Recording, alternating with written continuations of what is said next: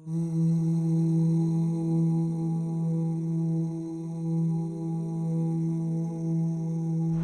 is reported by Abu Sa'id al-Khudri that our Prophet ﷺ said, إِيَّاكُمْ وَالْجُلُوسَ فِي الطُّرُقَاتِ, I warn you against sitting in the alleyways.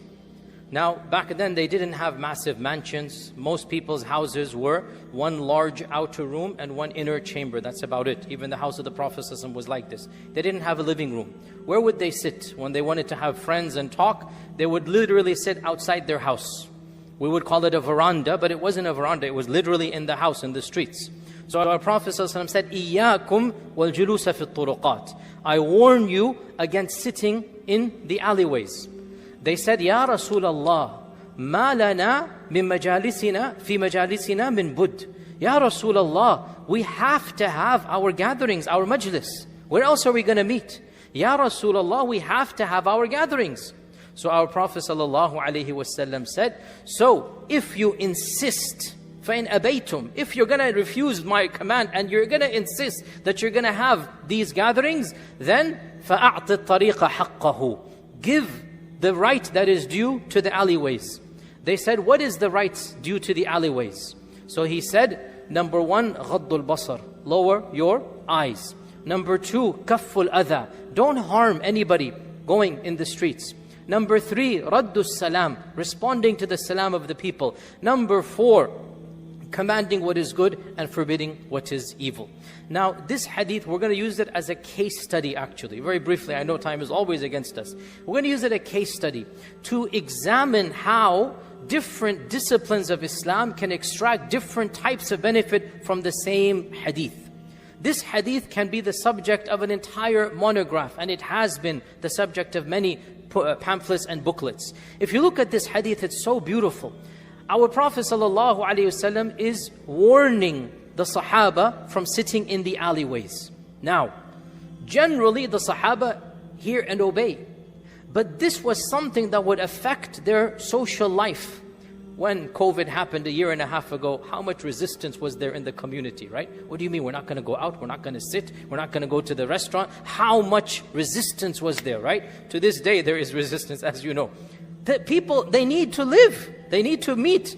So they said, Ya Rasulullah, how can we function without our majalis?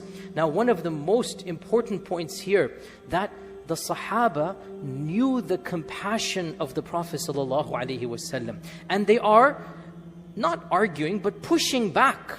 They are pushing back. Ya Rasulullah, I mean, give us some concession, give us some leeway. How can we live without our gatherings? They trusted that our Prophet ﷺ would sympathize with their plight. This also demonstrates, and this is a very usul al-fiqh or theology point, listen to me carefully. Our Prophet ﷺ was delegated by Allah to propagate the Sharia. The Sharia, parts of it, Allah revealed directly to him. And parts of it, our Prophet ﷺ said, now, it doesn't matter to us whether it's from Allah or from the Prophet ﷺ, because when he says it, وَمَا يَنْطِقُ عَنِ الْهَوَىٰ إِنْ هُوَ إِلَّا وَحْيٌ يُوحَىٰ. Now, there's a technical point here, but what this means is that the Sahaba understood this, and there are many examples. For example, in the conquest of Mecca, when the Prophet ﷺ forbade the plucking of plants in Mecca, his own uncle Abbas said, Ya Rasulullah, allow us to pluck al-idkhir, one plant that we need for our daily life. He said, okay, idkhir is allowed. The fact that this happened instantaneously, Abbas is saying, Ya Rasulullah, allow us this. They understand that Allah Azza wa Jal has delegated this authority, that our Prophet ﷺ's commandments, it doesn't matter to us whether Allah Azza wa Jal revealed or not. The fact that the Prophet ﷺ is saying it becomes Sharia for us. And the Sahaba understood. So they're trying to negotiate, Ya Rasulullah, allow us some leeway. And they also give that compassionate side. Now that compassionate side was not a life or death. It's not, we're going to die if we don't have our gatherings. It's like, how do you expect us to function without our gatherings? And they understood and trusted the shafaqah and the rahmah of our Prophet ﷺ, that people need social gatherings to live. So our Prophet ﷺ gave them a concession. Okay, if you must, if you're not going to listen to that, then give the turuq, the roadway, the alleyways, it's right. Now we understand that the Prophet ﷺ was forbidding sitting in the alleyway, not because in and of itself it is haram, but because it can potentially lead to haram, right? This is called the wasila. This is called the way, saddu dhara'i', we call it in Arabic, the technical term, blocking the path to evil. Now this shows us a technical point, by the way, and again this is all, a bit of an advanced step, but you inshallah benefit from it, usul al-fiqh point. That which is forbidden because it leads to haram does not have the same status of haram as that which is forbidden intrinsically because it is haram. So the roads to haram are haram, but the concession for those roads is not as high as the actual haram itself. Let me give you a simple example. That Allah Azza wa Jal has told us very clearly that we have to lower our gaze. We cannot look at the person of the opposite gender. Now, there is no hadith or Quran that allows an exception, but our scholars have unanimously said that the doctor, if there's no other doctor, can look at the opposite gender. That the judge, if he must examine the witness, can make sure this is the right witness. It's a common sense thing because there is a higher reason why we have to override this. So that which is forbidden because it is a means to the haram, to make it halal is not requiring as high of a barrier. It's not life or death. You're not dying and then you have to have it. So here we have this example that the Sahaba are saying we need for our socialization. So that's not life or death, and our Prophet ﷺ gave it to them. Okay, if you must, then make sure. And this also shows us, by the way, that our Sharia has come with the perfection of society. These rulings are not about drinking alcohol. They're not about, the major. It's about adab. It's about etiquettes and interaction. And our Sharia is coming to perfect even such, we would call it trivial things. But the Sharia is a holistic system, and it teaches us even these mundane matters. So then our Prophet ﷺ said, if you must, then these are 4 things. So this hadith in Bukhari and Muslim mentions 4 things. Another tangent, if you like.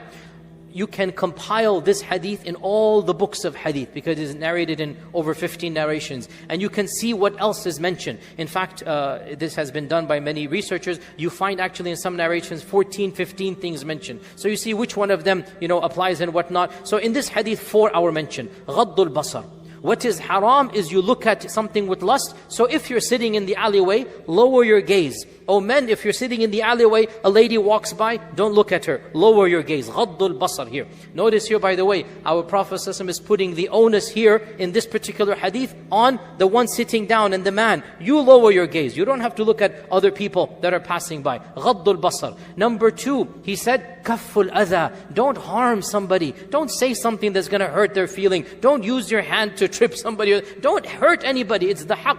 Number 3, he said, Raddu salam. Notice he said Raddu salam, not the giving but the return. Because the wajib, not the wajib I should not say, the mustahab is that who gives salam? The walker gives the salam to the one who's sitting down, right? So it is wajib to return the salam. It's not wajib to give it. So if you're sitting on the road, the one who's walking by should be the one who gives salam to you. If he doesn't, you don't have to give salam. But if he does give salam, then it is wajib to return the salam. Raddu salam. You must return the salam. And then number 4, he said, commanding what is good and forbidding what is evil. If you see somebody cheating some people on the street, if you see somebody, doing something they shouldn't do, it's the haqq upon you that you make society better. As we said, other narrations mention other things as well. Of them, for example, our Prophet ﷺ said, guide the one who is lost. If somebody asks for directions and you know directions, then it is a part of our adab, a part of our sharia. You help people find directions. And this applies anywhere. If somebody comes next to your car, rolls the window and say, hey, how do I get there? The sharia says if you're able to, you should give them the response to this. So this beautiful hadith teaches us so many different aspects.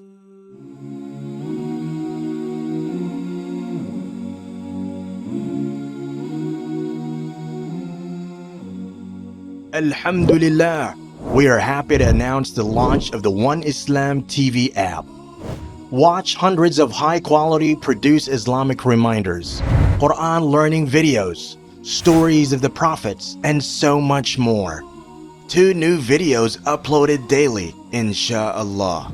Watch videos on demand, or download videos and watch offline. No more annoying ads or pop-ups. 100% safe browsing for your peace of mind. Watch or listen to lectures and lessons while you work, rest, or drive with your device switched off. One Islam TV is 100% run and owned by Muslims, which means the small amount you pay for your subscription is a sadaqah jariyah, continuous charity for you, as we use the funds raised to continue producing more beneficial videos and reminders, inshallah. The One Islam TV app is now available on Apple devices, Apple TV, Android devices, Android TV, Amazon Fire TV, and Roku, so you can watch on most devices and smart TVs. Download now for a free 7-day trial. May Allah reward you for supporting our work.